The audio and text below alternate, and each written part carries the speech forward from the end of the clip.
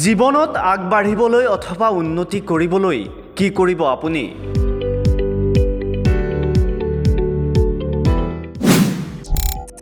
ঘৰতে বহি মাহেকত উপাৰ্জন কৰিব পাৰিব লাখ টকা।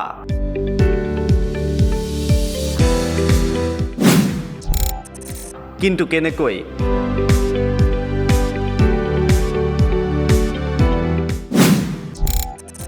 ব্যৱসায়িক সফলতাৰে জিৰোৰ পৰা হিৰো হৈছে বহু লোক।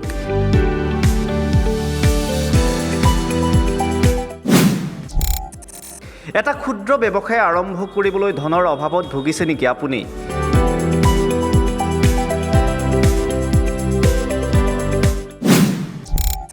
ক'ৰ পৰা কেনেকৈ অতি কম সময়ৰ ভিতৰতে ব্যৱসায়ৰ বাবে লাভ কৰিব ধন, সকলো কম এই প্ৰতিবেদনত। আমাৰ সমাজত এনে বহু লোক আছে, কিছুমানে হয়তো চাকৰি কৰে, আন কিছুমানে ব্যৱসায় কৰি নিজৰ উপাৰ্জনৰ পথ বাছি লৈছে। কিন্তু সচৰাচৰ বহু নিবনুৱা যুৱক যুৱতীয়ে স্বাৱলম্বী হ'বলৈ সক্ষম হৈছে কেৱল এটা ক্ষুদ্ৰ ব্যৱসায়েৰে। কিন্তু এটা ক্ষুদ্ৰ ব্যৱসায় আৰম্ভ কৰিবলৈ আপোনাক প্ৰয়োজন হ'ব নিতান্ত ধনৰ প্ৰয়োজন, আৰু সেই ধনৰ বাবে আপুনি এতিয়াৰে পৰা আৰু কাৰো ওচৰত নিৰ্ভৰশীল হ'ব নালাগে। কাৰণ অতি কম সময়ৰ ভিতৰতে আপোনাৰ ব্যৱসায় আৰম্ভ কৰিবলৈ ঋণ প্ৰদান কৰিব একমাত্ৰ বন্ধন বেংকে। বন্ধন বেংকৰ পৰা বহু নিবনুৱা যুৱক যুৱতীয়ে ঋণ লৈ ব্যৱসায় কৰি সেই ব্যৱসায়ৰ ধনেৰে ঋণ পৰিশোধ কৰি নিজৰ পৰিয়াল পোহপাল দিয়াৰ লগতে জীৱন বাটত সুন্দৰকৈ স্বাৱলম্বী হ'বলৈ সক্ষম হৈছে। আৰু তাৰেই আঁত ধৰি আমি আজি আপোনালোকক লৈ আহিছোঁ ডিব্ৰুগড় জিলাৰ কঠীয়াকুন্দা বন্ধন বেংক শাখালৈ। হয়, ইয়াৰে বহু লোকে নিজৰ ব্যৱসায়িক দিশত টনকিয়াল হৈছে একমাত্ৰ বন্ধন বেংকৰ বাবে। মুখত বিৰিঙিছে এমুকৰা সফলতাৰ যুঁজৰ হাঁহি। কিছুমানে যদি ঘৰতে খেতি বাতি আৰম্ভ কৰিছে, আন কিছুমানে আকৌ গৰু গাহৰি মুৰ্গী ফাৰ্মেৰে স্বাৱলম্বিতাৰ বাট বুলিছে, আন কোনোৱে আকৌ গেলামাল দোকান হোটেল ৰেষ্টুৰেণ্টেৰে নিজৰ ব্যৱসায় আৰম্ভ কৰিছে।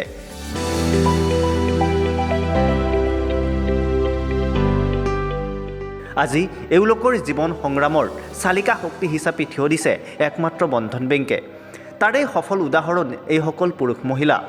এই মহিলাগৰাকীয়ে বন্ধনৰ পৰা ঋণ লৈ আৰম্ভ কৰিছিল নিজৰ খেতি, আৰু তাৰ পাছত খেতিৰ শস্য পাচলি লহপহকৈ বাঢ়ি অহাৰ পাছতে সেই শস্য পাচলি বিক্ৰী কৰি নিজৰ লগতে পৰিয়ালটো সুন্দৰকৈ পোহপাল দিবলৈ সক্ষম হৈছে। মানে আপোনাৰ খেতি বাতি কৰি চলি আছে? আমি খেতি বাতি কৰি চলি আছো। বন্ধন বেংকৰ লোন লৈ কিনি আমাৰ পৰিয়াল চলাইছো। লোন লৈ পিনে ব্যৱসায় কৰিছে? ব্যৱসায় কৰিছো আৰু খেতি কৰিছো। উপকৃত হৈছে বন্ধন বেংকৰ? আমাৰ পৰিয়ালো চলি আছে ভালকে। আৰু ৰাইজক কি আহ্বান জনাব আপুনি? ৰাইজক কি আহ্বান জনাব, প্ৰত্যেকে লৈ যায় লোনটো ঘূৰাব লাগে ভালকে, আৰু উপকৃত হ'ব লাগে চব সকলোৱে। ব্যৱসায় বাণিজ্য কৰিব লাগে।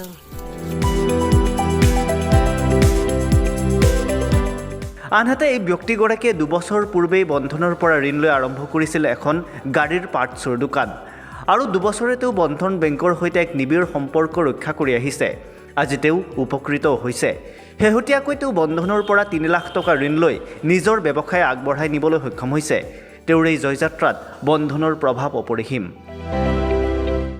ব্যৱসায়টো একচুৱেলি আগতে মোৰ এইটো ব্যৱসায় নাছিলে, কিন্তু মই গাড়ী ছাপ্লাই এনেকুৱা কাম কৰিছিলোঁ। লকডাউনৰ পিছত ধৰক দোকান কৰিম বুলি কৰাৰ পিছতে ষ্টাৰ্ট কৰিছোঁ। তাৰপিছতে অলপ ফাইনেন্সিয়েল হেল্পৰ কাৰণে বন্ধনৰ পৰা লোন লোৱা হ'ল। এইটো লোন লৈ অলপ তাৰ লগত মানে এড কৰি এতিয়া যথেষ্টখিনি আগবাঢ়িছোঁ বুলি ভাবিছোঁ। আৰু এতিয়া মোৰ প্ৰায় 2 বছৰে হ'ব হ'ল দোকান আৰম্ভ কৰা, আৰু সেইধৰণে আগতকৈ এতিয়া আৰু এটা নতুন ৱৰ্কশ্বপো খুলিছোঁ, ইতিমধ্যে ষ্টাৰ্ট কৰিলোঁ। এই আৰু ব্যৱসায় বেংকৰ লোন আছে, এতিয়াও আছে, চলি আছে। বন্ধন বেংকৰ লোন এতিয়াও চলি আছে। উপকৃত আপুনি বন্ধন বেংকৰ পৰা লোন লৈ? কিমান টকা লোন লৈছিলে? 3 লাখ টকা। 3 লাখ টকা ধুনীয়াকৈ চলাই আছে।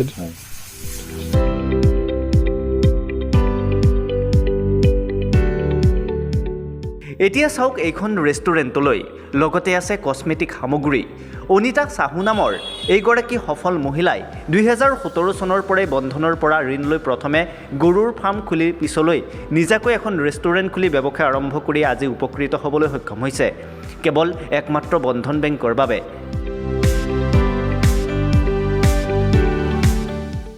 নমস্কাৰ, মোৰ নাম অনিতা চাহু। মই চাপেকাটি চাৰিআলি বাসিন্দা। মই 2017 চনৰ পৰা বন্ধন বেংকৰ পৰা লোন লৈ আছোঁ। আজি ছাৰ প্ৰথমে মোৰ গৰু ফাৰ্ম আছিলে, এতিয়া 2-3 বছৰ হ'ল বাৰু এই হোটেলটো চলোৱা। এতিয়া ধুনীয়াকৈ গৈ আছে, মোৰ পৰিয়াল একদম সুখী আছে। বন্ধন বেংকৰ পৰা আপুনি লোন লৈ উপকৃত হৈছে? উপকৃত হৈছোঁ। আপোনাৰ ব্যৱসায় ব্যৱসায় ভালেই চলি আছে। লাহেকৈ হোটেলটো ষ্টাৰ্ট কৰিছোঁ।